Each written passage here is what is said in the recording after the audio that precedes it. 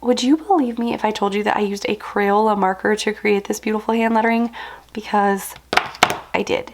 Let me show you how. In this video, I am sharing with you my hand lettering using my simplified style hand lettering using Crayola markers, and they really do create some beautiful hand lettering if you know how to use them and if you know proper hand lettering technique. This worksheet set is part of the large brush pen bundle, and this is the exemplar page that I'm tracing with tracing paper. The lettering on this exemplar page is actually a little bit smaller than what you find on the inside of the worksheet set because of the fact that I needed to fit them all on one page. But the lettering on the inside was created for a medium to large size brush pen, which does include these Crayola markers. However, I am still finding that because Crayola markers aren't too flexible, I'm still able to use them on this exemplar page, even though it's a little bit smaller. This style is wonderful to use if you are just learning hand lettering or if you want a really nice, neat, and even lettering style. I have a video I can link below that shows you more of what's in this lettering style, but it includes a simplified style, an elegant style, and a flourished lettering style all in one package. So I will leave the link in the description box below if you wanted to practice this style for yourself. However, if you are brand new to hand lettering and you don't know where to get started, I do have a free mini course that you can find